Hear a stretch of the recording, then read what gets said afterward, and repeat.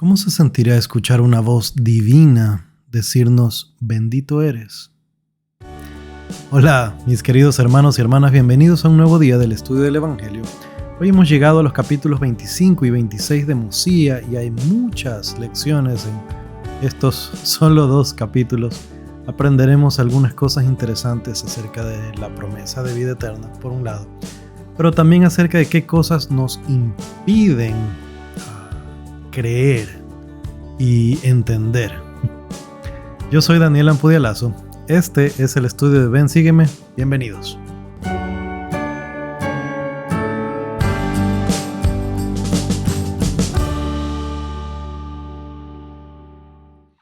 Muy bien, hemos empezado una nueva semana y estamos bastante tarde a hablar del estudio de Ven, Sígueme. Lo siento mucho. Estábamos creando algo de contenido adicional, cosas que no alcanzo a enseñar durante Ven, Sígueme, pero que creo que vamos a hacer así en adelante. Cuando sean temas muy largos, muy profundos, voy a hacer referencia a esos otros videos y simplemente ya. Con eso podemos cubrir las cosas que necesitamos. De igual manera, si hubiera temas en los que quisieran que yo expanda un poco más o que aclare un poco más principios doctrinales que tal vez no son claros o eventos históricos que pueden resultar confusos, pueden dejármelo en los comentarios y podemos avanzar con ello. Ahora sí, sin más, vamos a las escrituras. Estamos en el capítulo 25 de Mosía y vamos a leer desde el versículo 12. Desde el versículo 8. Un poquito de contexto. Estaban ya juntos todos en un solo lugar. Mosía, hijo de Benjamín, hijo de Mosía, está hablando a todo su pueblo ya recogido. Estamos hablando de los mulequitas, estamos hablando de los nefitas, y dentro de los nefitas estamos hablando de la gente que era descendiente de Senif y los que lo acompañaron, que eventualmente se dividieron en Alma por un lado y que huyó, y Limi, y que ahora cada uno por su lado habían llegado otra vez a la capital, a Saraemla.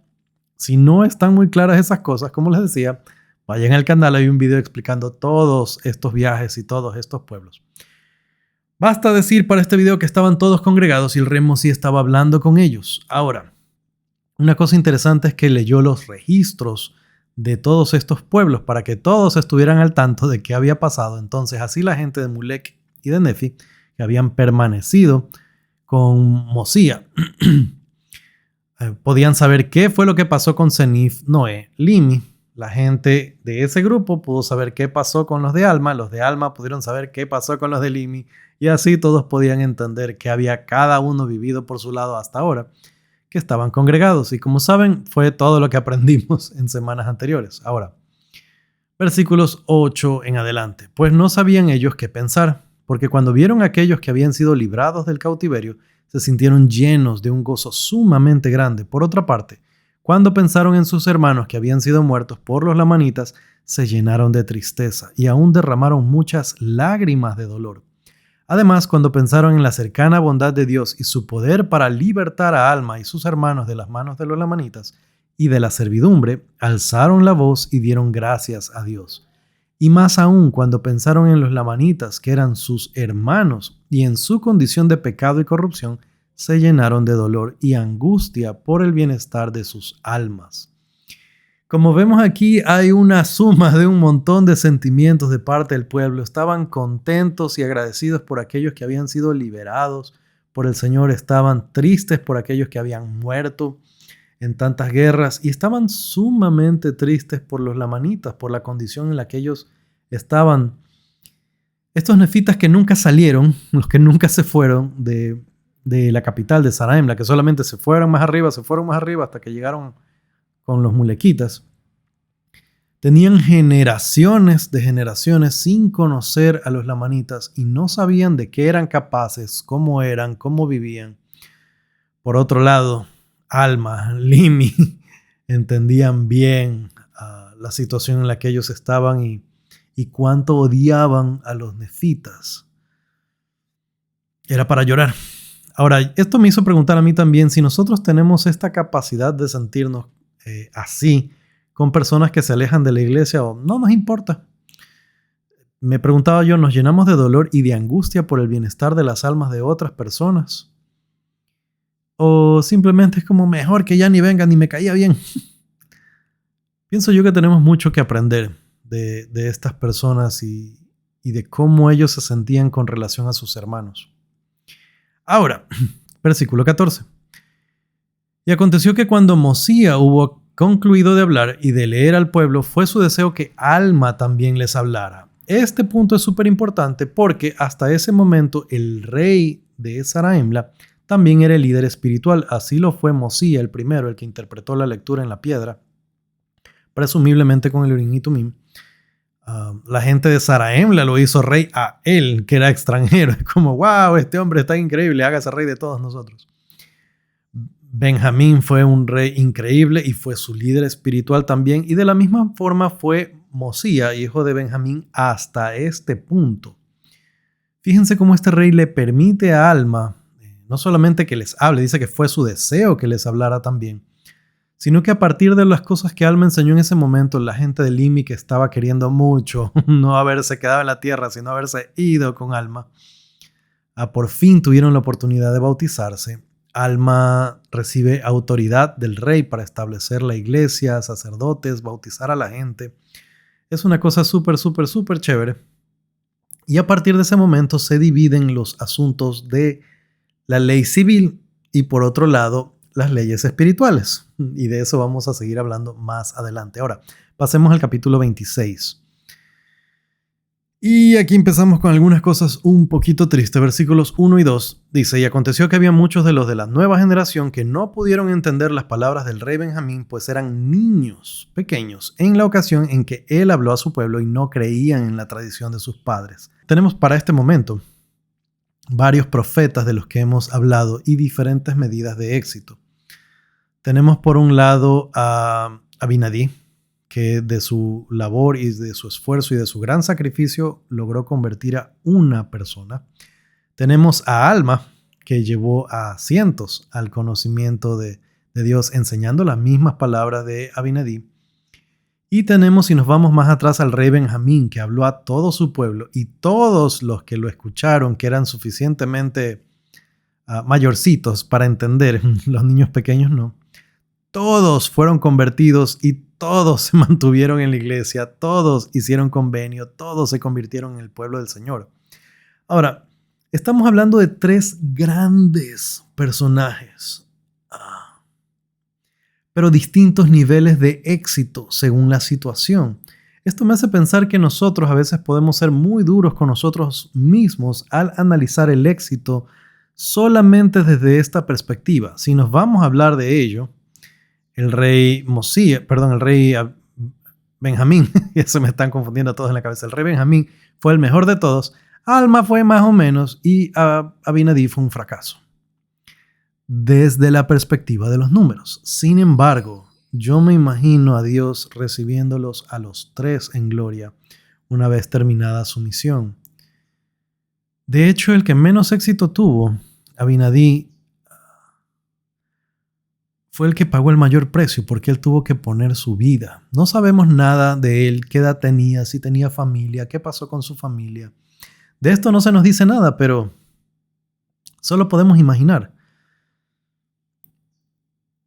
De igual manera nosotros podríamos ser muy duros con nosotros mismos. Realmente la única opinión que importa aquí es la opinión del Señor. Y es una ironía que yo lo diga porque a veces yo soy muy duro conmigo mismo. Pero enfocarnos en no tanto en cuánto éxito tengo, sino qué estoy haciendo para el Señor y qué opina Él de lo que yo estoy haciendo.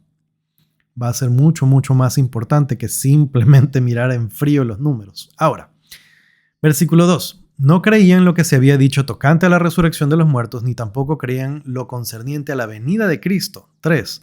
Así que, por motivo de su incredulidad, no podían entender la palabra de Dios y se endurecieron sus corazones. Esta parte es clave. ¿Por qué razón? Fíjense la premisa. No creían sobre la resurrección, no creían la venida de Cristo. Ahora, por motivo de su incredulidad, es decir, porque no creían estas cosas, entonces no podían entender la palabra de Dios. Causa y efecto.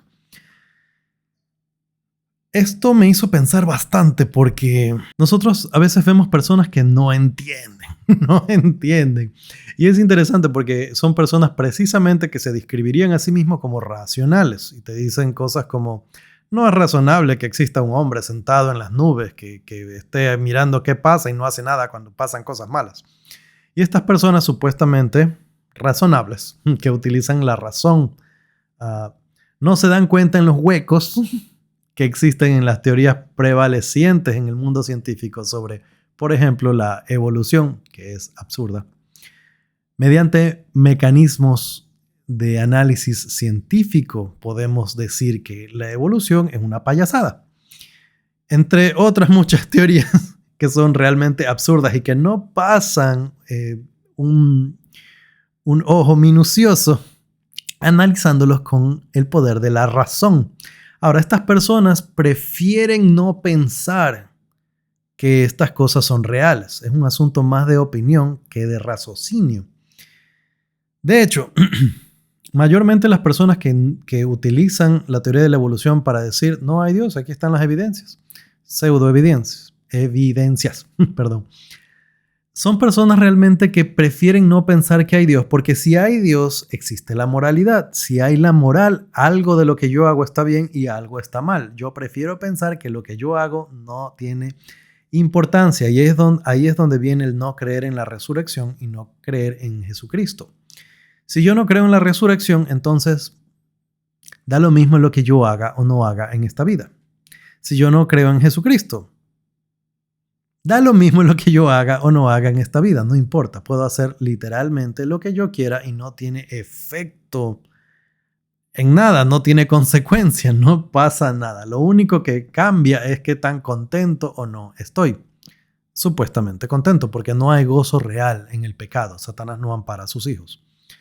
Ahora, la excusa de que se inventan ciertas personas y que toman fuerza no por su valor racional, sino porque me libera de estar sujeto a los mandamientos, me libra de tener que ajustarme a las cosas de Dios. Es realmente esto lo que me hace que yo no pueda entender. Entonces, cuando nosotros queremos ayudar a que una persona deje de ser incrédula y tenga la capacidad para entender la palabra de Dios, lo primero es ayudarlos a entender o a creer en la resurrección, la naturaleza de la resurrección y de la naturaleza de Jesús como el Cristo. Nosotros, por lo menos, no tenemos que mirar hacia adelante hacia ese evento, sino que tenemos que mirar hacia atrás. Ahora, alguien podría decir, por estas personas que solamente aceptan evidencia científica, pues hay evidencia científica para ambos, la resurrección de Cristo y en general para el origen divino de este mundo, en contraposición a la evolución. Tal vez esto pueda ser un primer paso, pero es necesario después de eso dar pasos de fe para realmente obtener un conocimiento que nos lleva a tener un testimonio. Pero con personas que son obsesivamente racionales podríamos empezar con argumentos racionales. He hablado bastante de cosas que creo que van a ser más interesantes para mí que para muchas otras personas.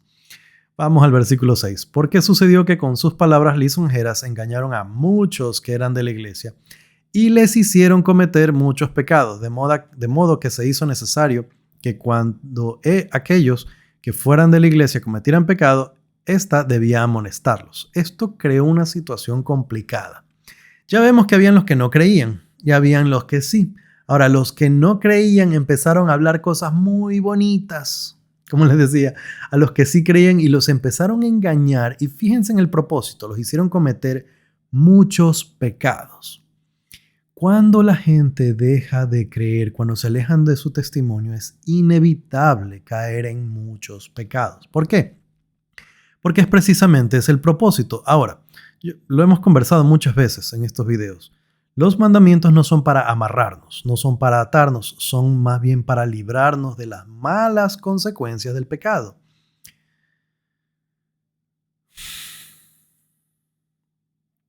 Hablando de tristeza por las personas que se alejan de la verdad o que no las conocen. Pienso en muchas de las situaciones de las que se podrían librar si tan solo se mantuvieran dentro del Evangelio de los mandamientos. Bueno, ya lo conversamos, así que avancemos. Esta es una seria advertencia, por cierto. Cuando yo tengo el deseo, y esto es para autoanálisis, cuando yo tengo el deseo de faltar en un mandamiento, de pronto ya no tiene tanto sentido la teoría de la creación, la doctrina de la creación. De pronto ya no es muy razonable que José Smith haya traducido el libro de Mormón y de dónde sacó las planchas y cómo así que se le apareció un ángel. Existen ángeles. Cuando todas estas cosas empiezan a venir a la cabeza es porque hay algo que quiero hacer que no está bien. Y necesito, psicológicamente hablando de la psiquis, necesito una excusa para poder ir en contra de algo que no sé por qué sale ese símbolo, pero yo no lo pongo. Creo que es un asunto de este programa, por si acaso. Me distraje de lo que estaba diciendo, no importa, continuemos con la lectura. Versículos 15 y 16. Algo de contexto para decir esto. Alma estaba preocupado por esta situación. Ahora, estas personas que estaban cometiendo pecados fueron llevados ante el rey. El rey dice, yo no soy la autoridad espiritual, yo soy la autoridad civil. Ellos no han cometido cosas contra las leyes del país. Vayan con Alma. Alma recibe a estas personas y se rasca la cabeza. ¿Y ahora qué hago? Así que ora intensamente al Señor para saber qué hacer con estas personas. Ahora sí, 15 y 16. En casa se lee todo. Bendito eres tú, Alma, y benditos son aquellos que fueron bautizados en las aguas de Mormón. Bendito eres por causa de tu extremada fe en tan solo las palabras de mi siervo Abinadí, y benditos son aquellos a causa de su extremada fe en tan solo las palabras que tú les has hablado. En adelante continúa el bendito. Bendito eres porque has establecido la iglesia. Bendito es este pueblo que está dispuesto a llevar mi nombre. Y porque me has consultado concerniente al transgresor, bendito eres. Qué alivio tiene que haber sido para Alma después de tantos sufrimientos, tantos problemas, tantas dificultades, llegar a este lugar donde ya estaban libres de los lamanitas y encontrarse con el problema de que ahora su propia gente, los nefitas, son los que están cometiendo serios pecados. Yo no me imagino cómo fue la oración de él de qué hago. Pero imagínense el alivio al leer estas palabras. Al escuchar estas palabras. En el caso de él, nosotros las leemos, pero él las escuchó. Bendito eres. Ahora, versículo 20. Mi siervo eres tú, y hago convenio contigo de que tendrás la vida eterna, y me servirás, y saldrás en mi nombre, y reunirás a mis ovejas. Interesante. Dios hace convenio con él. Ahora, mucho tiempo atrás, Alma había hecho convenio con Dios. Es más, él había ayudado a otros a hacer convenios con Dios. También había sido el líder de este movimiento, bautizó a muchas personas en las aguas de Mormón. Bautizó a muchas personas en las aguas de Mormón. Bautizó más cuando llegaron a Zarahemla, otro montón. Entonces, siendo que él estaba en esta condición, el Señor hace convenio con él. Por un lado, esto es reconocer el convenio que Alma había hecho con Dios. Pero por otro lado, fíjense en la promesa. Le dice, tendrás la vida eterna. Esto tiene mayor relación con la palabra profética más segura. Hice un video separado hablando solo de ese tema porque es un tema bien grande de hablar. De hecho, tuve que reducir el video. Originalmente era como media hora y lo tuve que bajar lo más posible. Para aprender más sobre este punto, pueden ir al canal y ver este video. Creo que se los voy a dejar al final para que sea fácil. Pero de forma sencilla podemos decir que tenemos esperanza en que va a llegar el día en que recibamos la vida eterna. Ahora, una cosa es tener confianza en el convenio que hemos hecho, saber que las promesas dadas en las Escrituras se aplican a nosotros, y otra cosa es escuchar una voz divina que nos diga a nosotros, tú recibes la vida eterna por convenio. Ahora, esta promesa que viene de Dios es algo maravilloso. Y el apóstol Pedro dijo sobre ello que haremos bien en estar atentos a esta promesa. Continuemos. En adelante vamos a hablar un poco acerca de nuestra libertad para escoger. No para hacer lo que nos da la gana, para escoger.